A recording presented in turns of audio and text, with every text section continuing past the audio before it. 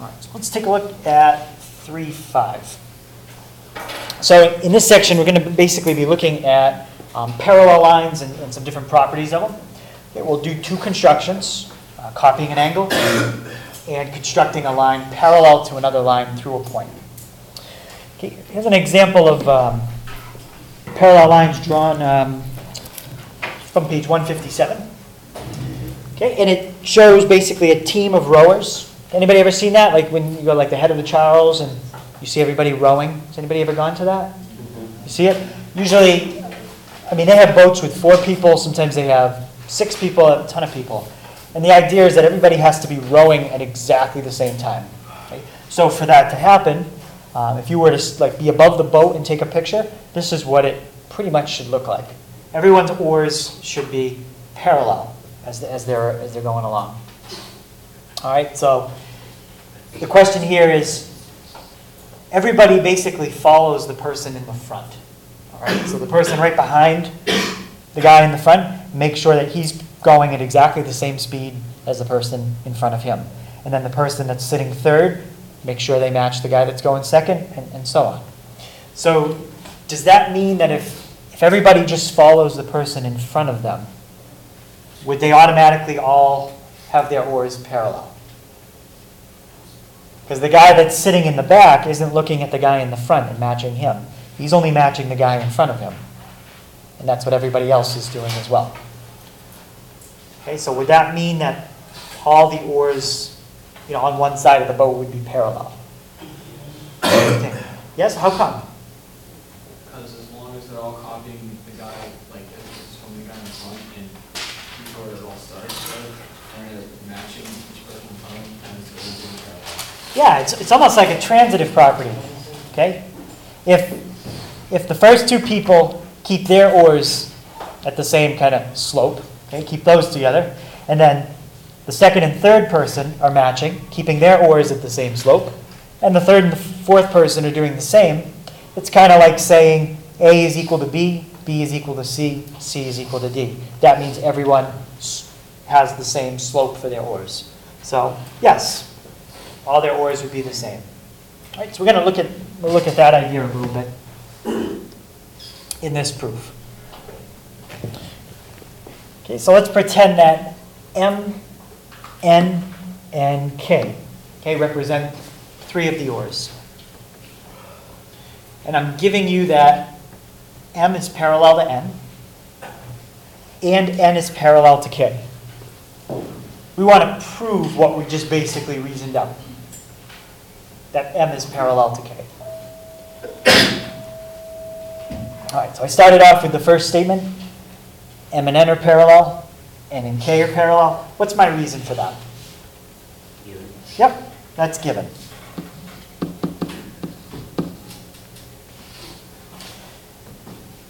All right, now my second statement. Let's just use the fact that M is parallel to N. Can you use substitution? We might use substitution eventually, or transitive property. Yep, either way. But what do we know? If M and N are parallel, and I've labeled some things in the picture that will help as well. Yep?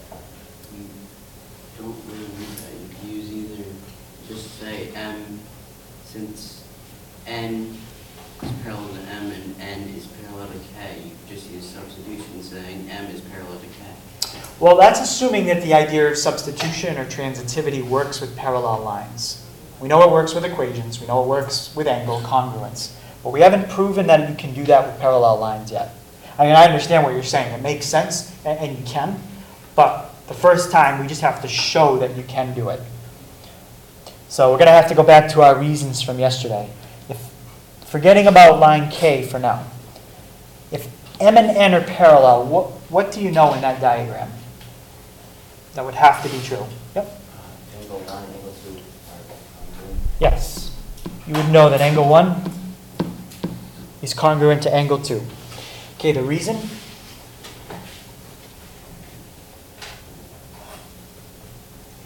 What's the reason there? And be careful with the reason. We're starting with the fact that they are parallel.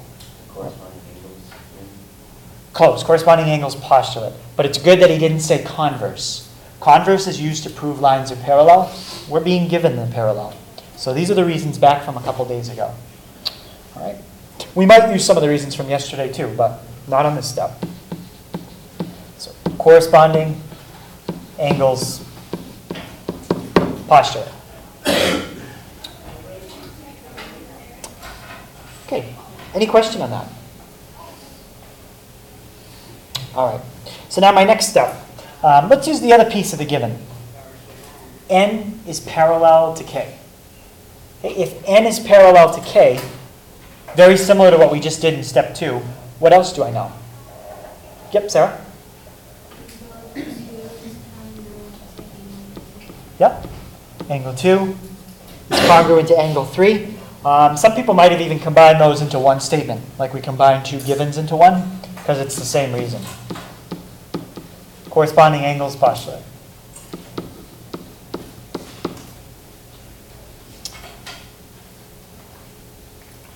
All right, now let's look at what we got.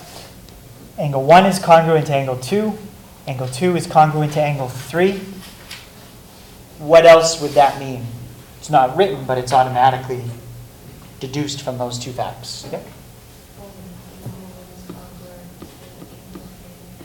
Yep. And do you remember the reason for that when you have that chain of things? Yep. That's the transitive property. Transitive property of angle congruence. There's also a transitive property of equality. We didn't use that here. Okay, and the last reason. Step 5. What should be step 5? Now that 1 and 3 are congruent, I'll mark them that way. Line M and line K is parallel. Yes. We now know that M and K are parallel. Substitution. No, not substitution there. So we just wrote a statement that lines are parallel. The reason why would come from what we did yesterday. Why are M and K parallel? And again, you've got to be careful how you write this one. Denver?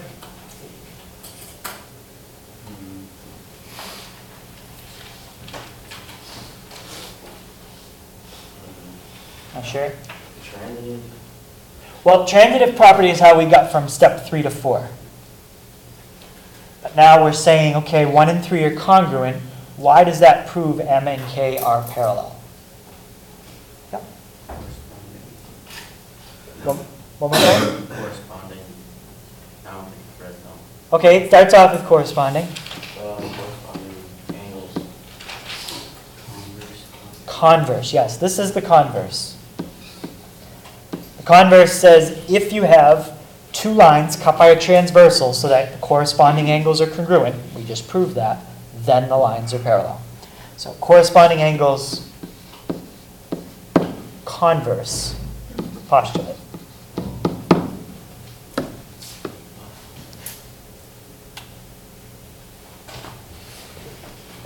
Okay, so that's a good proof because it kind of tests to make sure you know the difference between corresponding angles postulate and corresponding angles converse postulate. Good. Okay, any question on that? So now we can use that idea of transitivity with parallel lines. If A is parallel to B and B is parallel to C, A is parallel to C. We just proved that reasoning.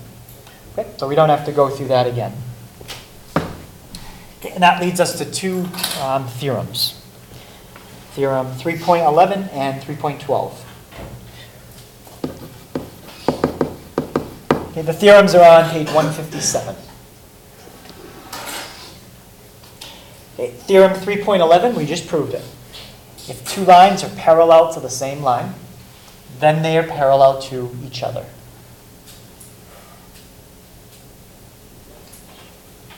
Two lines are parallel to the same line, then they're parallel to each other. Anybody think where that idea is used in like construction? Or building something?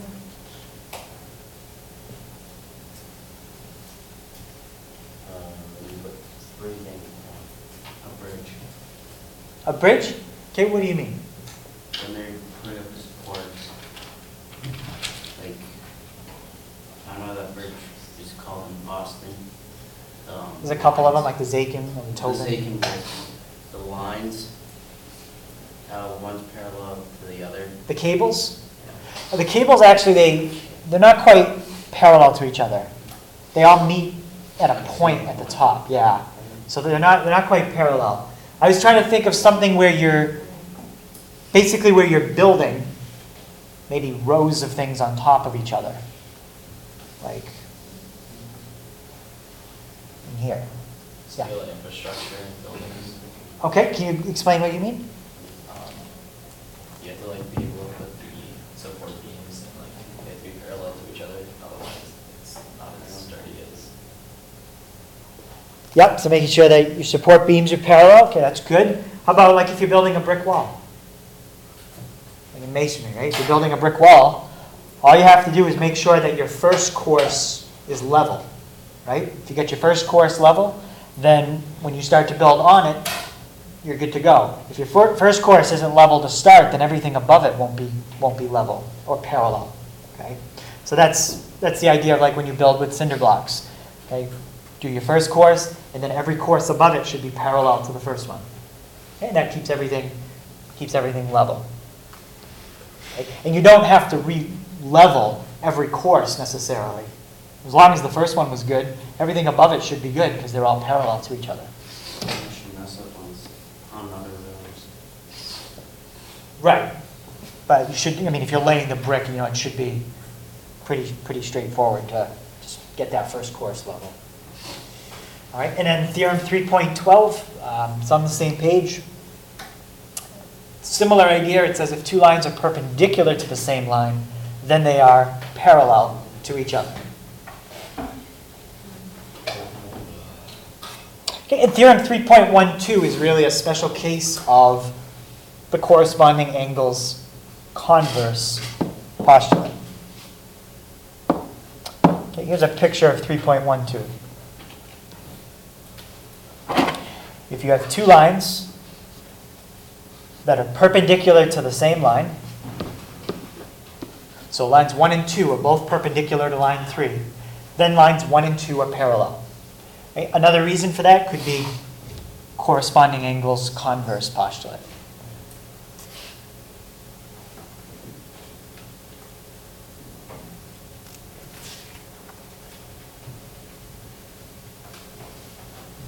Okay, any question on that?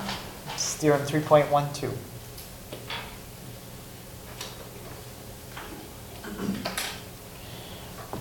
All right, let's take a look at next example. Okay, so it says in the diagram below, which is going to be of a ladder, it says each step is parallel to the one immediately below. And the bottom step is parallel to the floor. I want to explain why the top step would also be parallel to the floor.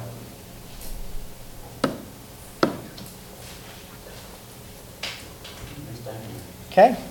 Thank you. So, again, it says each step is parallel to the one immediately below it. So, K1 is parallel to K2. What else is true? If K1 is parallel to K2, that just represents the step. How is K1 is parallel to K3? Okay, so just by what they've said in the original problem, each step is parallel to the one below it. So K2 is parallel to K3. So K2 is parallel to K3. Okay, what else? K3 is parallel to K4. K3 is parallel to K4. And they do tell us one more thing at the end. Okay, what else do we know? One other thing. K3 is parallel to K4. Yep, we got that. So one more thing. One more thing they tell us.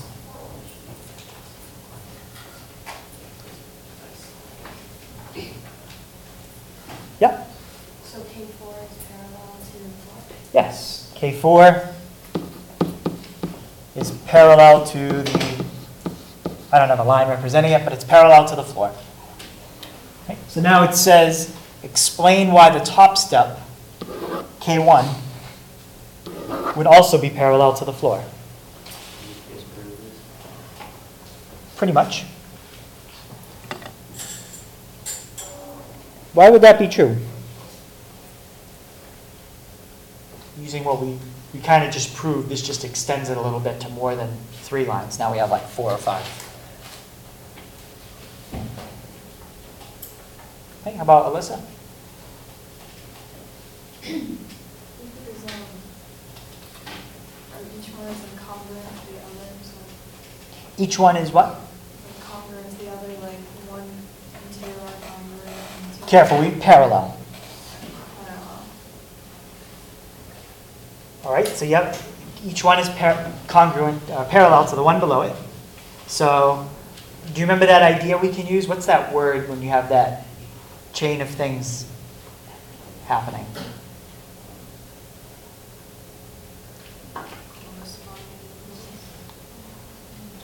So we could talk about corresponding angles, but we can use the idea it's one of the 3 properties we study, like when we do reflexive, symmetric. It's the other property, and that's why this is true. Yeah, this is basically transitivity of parallel lines. That's the reason why. Okay, so because of the transitivity. Okay, I'm not going to write a full formal proof. I'm just going to write this sentence. Of parallel lines, K1 would also be parallel to the floor. So that's the key right there. Transitivity of parallel lines. Yep. So when exactly does this like help me in life? So the idea is we're building up to learning proofs. So proofs, you're not going to have to sit around in real life and find out when 2 triangles are congruent. The idea is to make you think and learn how to think very, very organized and logically. So then when you have a problem you have to figure out in real life, like let's say I'm working at home and I'm trying to wire my generator into my fuse panel. Because I know how to think very logically, even though I'm not an electrician, I have a way of thinking about it over time and figuring out how to do it, even though I was never trained to do that, because I have the ability to think. Or like when my pipe broke in the basement. I'm not a plumber, but I do know how to think. I know how to figure things out, and because I have that skill, I can fix my own pipes when I have a problem. So the real key here is just to learn how to think so you can figure out other kinds of problems that you were never taught how to do in the future. Whether it's plumbing or electrical, or maybe you're trying to figure out how to manage money or do investments in the stock market. If you know how to think about something, you can solve any problem you have, even if you weren't trained how to do it. So that's kind of, I guess, the point of any subject, really. Every subject is just trains you a little differently. You don't have to get trained just with math. I mean, you can learn just as much by learning about history or science or English, too. They're all different ways of, think of it as like training your brain. So we are going to do a lot of proofs in chapters 4 and 5. After that, they tail off a little bit. But I agree. A lot of the proofs that you learn are not things that are really preparing you for a real life task. That's not the point of the proofs. That's more the point of your shop, to prepare you for that kind of stuff. This stuff just comes with it for free. All right. I'm afraid we have to have these like more useful things on taxes. Exactly. All right, let's take a look at example 3. Okay, so example 3.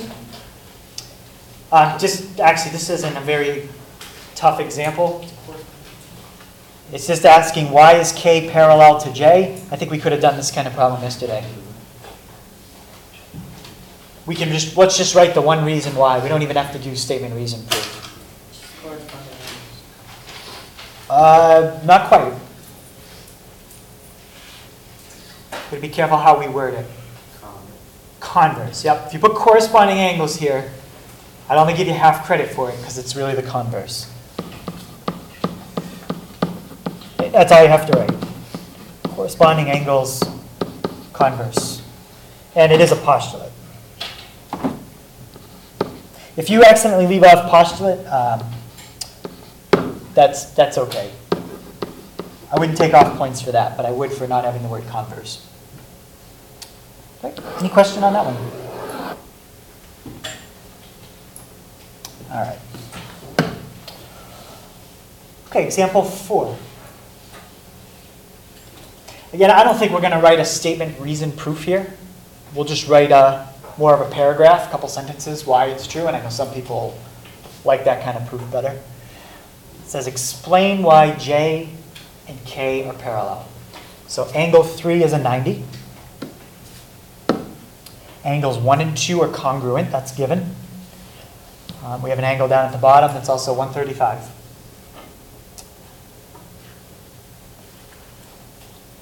Okay, so what could I say here? A couple sentences we'd have to write. What could be my first one? Yep. Since we know the 135 angle, we know the measure of angle 4. Okay, we can write that, sure. So, since, what do those form? Angle 4 and the 135? A straight angle. Yep, and what's that called? That's some type of pair? Linear. That's a linear pair. Or you could say they form a straight angle. Since angle 4, and we don't have a name for it, so we'll just say the 135 degree angle. What did you say, form a straight angle? A straight angle. Okay. Then what? We know the measure of angle 4. All right, so then the measure of angle 4 would be how much?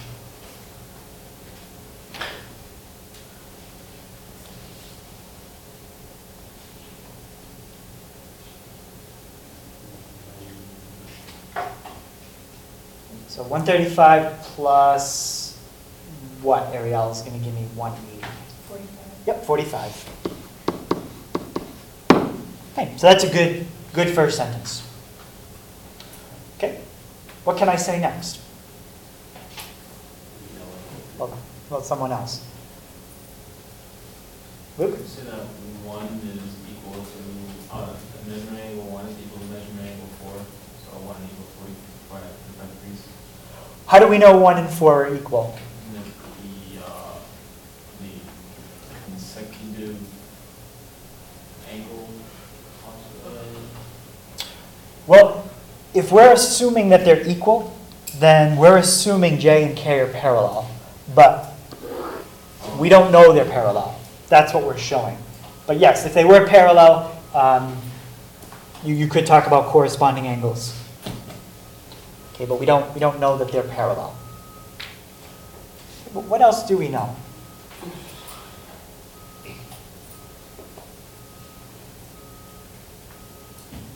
We've got to start working with the top part of that picture. We've kind of done everything we can do at the bottom. But what do we know at the top? Yep. You know that the measure of angle 1 plus the measure of angle 2 equals 90. Good. I was hoping somebody would say it first. Measure of angle 1 plus the measure of angle 2 is 90, because together 1, 2, and 3 form a straight angle. Angle 3 is already 90, so 1 and 2 also have to be 90. All right, so since angle 1, 2, and angle 3 form a straight angle, and angle 3 is 90, measure of angle 3 equals 90, then what Connor just said, angle 1 plus angle 2 equals 90.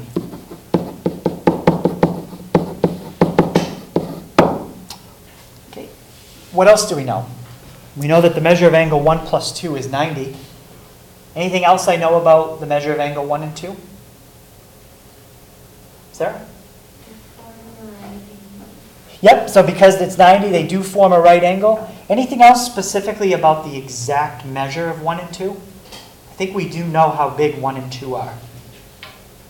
because of the way they label the diagram. Yep? They are each 45 degrees because it is exactly half of 90. And why do you know 1 and 2 are exactly half of 90? Because they're congruent, that's the key. Right? You have two angles that have to be the same, they have to add to 90, they have to both be 45s.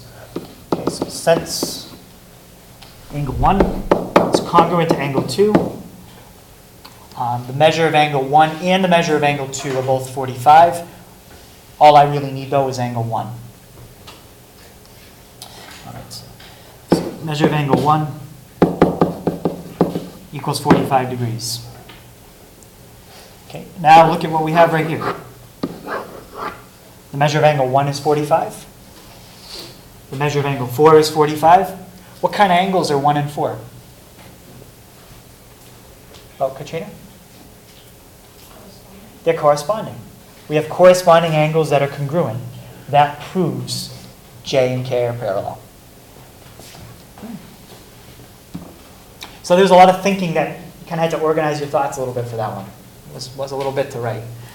Okay, so since corresponding angles are congruent, the lines are parallel.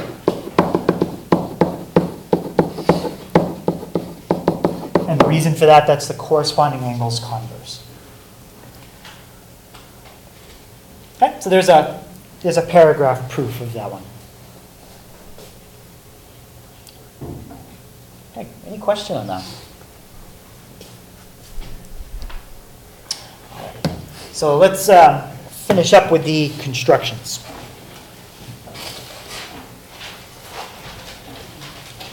Okay, as I said before, the two constructions, one of them is dependent on the other. Okay? This is the more basic one we have to know first. Okay, how do you copy an angle? So what I'll do is I'll put down the steps, and then I'll draw each step one step at a time. Okay, so to copy an angle, first thing you need is an angle drawn on your paper. Okay, so I drew a horizontal, and then a ray coming up at an angle. Next, if you're going to copy it, you need to draw a line to copy it onto.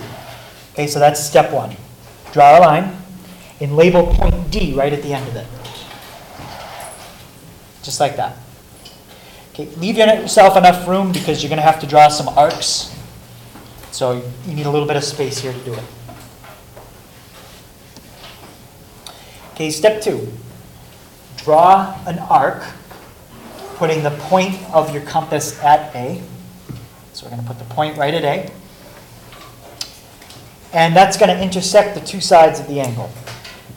Okay, we'll label those points B and C. So let me get my compass.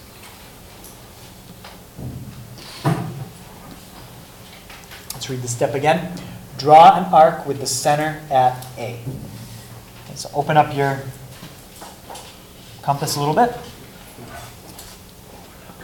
Put the point at A. Draw an arc just like that. Now what you have to be careful of is you don't change the size of it. So I'm going to put it off to the side for a second because I'm going to need to keep it exactly the size it is. Label those points B and C. B, C. Okay, still part of step 2. Using the exact same radius, keeping your compass at the same setting, draw an arc. This time put the point of it at D. Okay, so I'll come over here. Okay, that might be a little bit bigger of an arc than I need, but it's better to have a little bit extra because if you don't make your arc long enough, it won't work. All right. Next, you're going to label the intersection point with the line E. Okay. Any questions up to that step?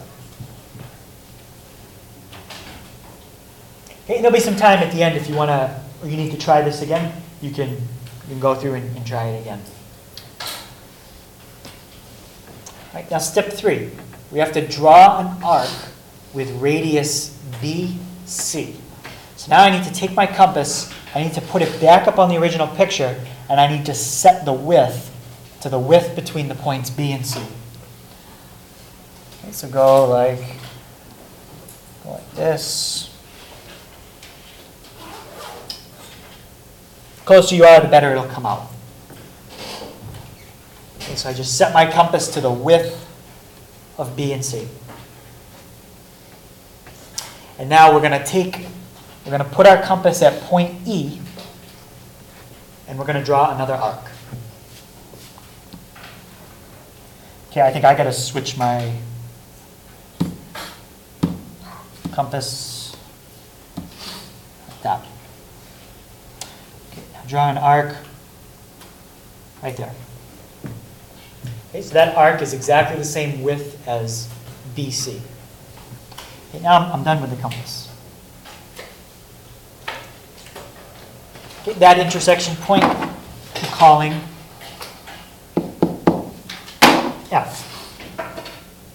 Okay, the last step now is basically to draw ray DF. Okay, if you draw that, you should have an exact copy of the angle above. Okay, we can check it by, whoops. What I can try to do is drag it down, see if it lines up. Yep, pretty close. Probably came out a little off because I didn't have my compass quite perfect, but that's close enough. So what I'm going to be looking for on the test is this exact picture. I'm going to look for these marks, so don't erase anything. That's how I know you used a compass to construct it. Okay, and it came out really pretty good. When you set the width to on the top part. You set the width? Yep. So you can see my width was, I think it actually was a little off. A little too big. Where are you looking at? So once you set that width, Yeah. okay, you take it, bring it down here, put the point right on E, and then draw your arc. That arc is going to intersect the other arc you just created. All right. And then draw a line. Actually, I think that ray was a little off. I think that's a little better. Okay, the more accurate you draw it, the closer it's going to come out. Actually, that does look a little better. Yeah, that's almost exact. So use a straight edge and try to do it the best you can. Okay, I'm not going to grade that you've done it perfect. What I am going to grade is that you used a compass to try to do it. Okay, questions? Yeah. Say you did you flip it around so the angle's on the bottom, but you have the angle you transferred. Yep. I have the angle going down on the first one. It can still work. You just have to change a little bit where you start from. But yeah, you can turn it and flip it any way you want. Still copy an angle. But you could take your paper and just turn it the other way. But yeah, we'll do one that actually is a little different in a second. Okay, so that's how you copy an angle. So next thing we can do is if we know how to make an exact copy of an angle, if we can create two angles that are congruent, and we can make those angles corresponding. What happens if you draw two angles that are congruent and they're corresponding? You can create parallel lines. Okay, so that's the whole key to create a parallel line.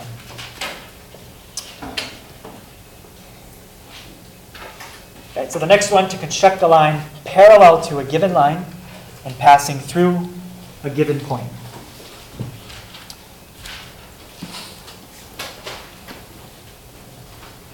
First thing is we need a line, QR, and a point, P, not on the line. Okay, so you could basically start out with something like that.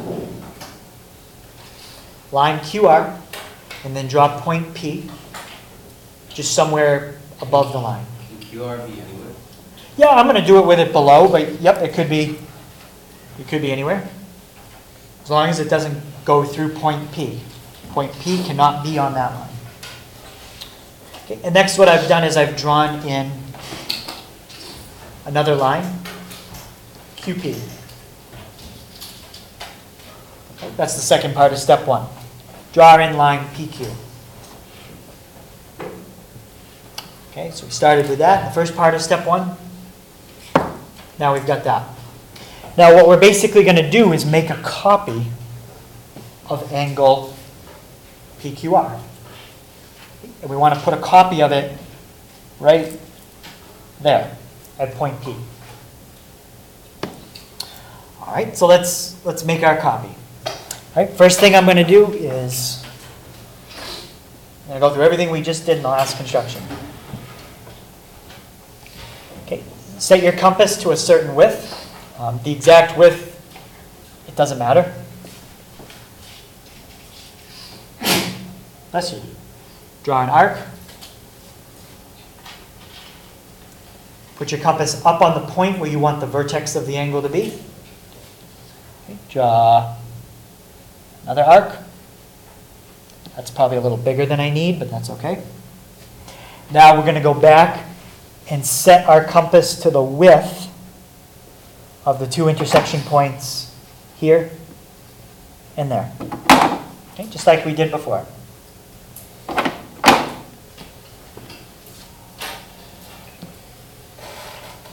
And again, try to be as accurate as you can. I think that's pretty close. Now, what I'm going to do is take my compass. I need to position the tip of the compass so that it's exactly where the intersection is between the arc I just drew and the ray QP. And then I'm going to draw a little arc right there.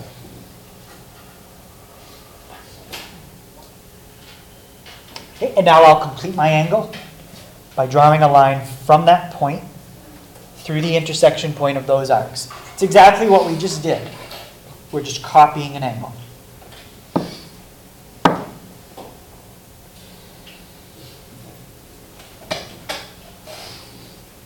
Okay, so that looks pretty close, about right there.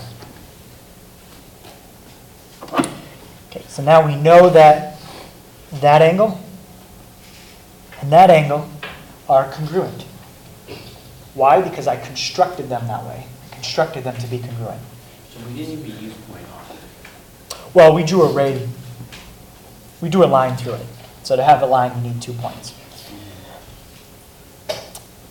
Yep.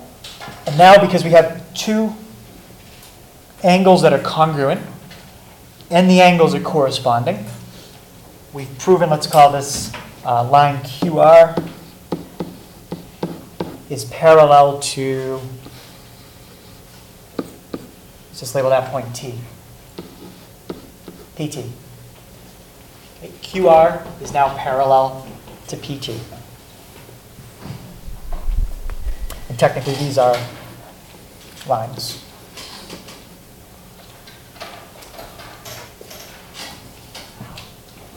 And that's it. So those are the two constructions that I'm going to ask you about on the test. How to copy an angle and construct a parallel line. Yeah. You showed what you did after you put the line to the two red dots. Yep. So after we drew that arc, okay, then we copied the arc up above with center at point P. So the two big arcs I drew are the same radius. Take your compass, set it to the width between the two red dots. Then take your compass and move it up to the intersection point between the first arc you drew and the ray QP. Draw your arc. You're going to get that arc we've got right there. And then I drew a line through my point, through where the arcs crossed, and I called that line PT. and line PT is parallel to QR. Okay, so the nice part is if you get stuck or you're trying to study and you don't remember how to do the construction, you could just go online, play it, and watch the construction again and see how we did it. Okay, those are our constructions. Okay, so the homework will be on 160. Okay, 9 to 17 odd, 18, 23, and 33 to 36. And we'll take a look at MCAS 9, 10, 11, 12. Okay, so finish up the multiple choice MCAS for tonight.